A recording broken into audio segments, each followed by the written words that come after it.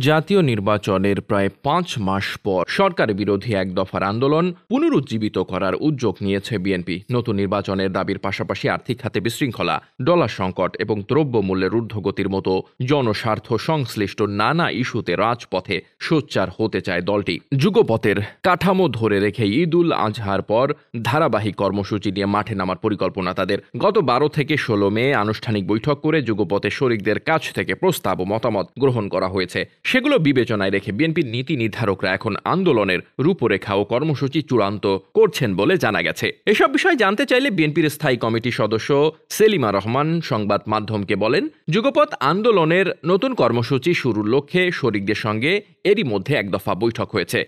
এর বাইরেও আলোচনা হচ্ছে, তবে এখনো চূড়ান্ত কোনো সিদ্ধান্ত হয়নি। আরও আলোচনার পর চূড়ান্ত সিদ্ধান্ত আসবে। তিনি আরও বলেন, আমরা এখন দলীয় কর্মসূচির মধ্যে রয়েছি। বিএনপির প্রতিষ্ঠাতা শহীদ রাষ্ট্রপতি জিয়াউর রহমানের শাহাদাত বার্ষিকীর কর্মসূচি পালন করছি।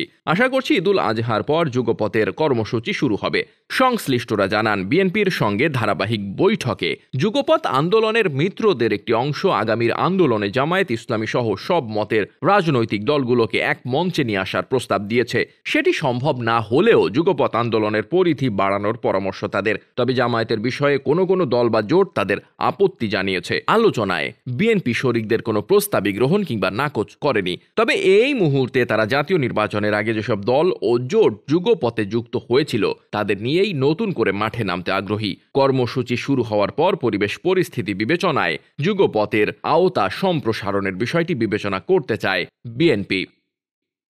Desk report, বার্তাবাজার।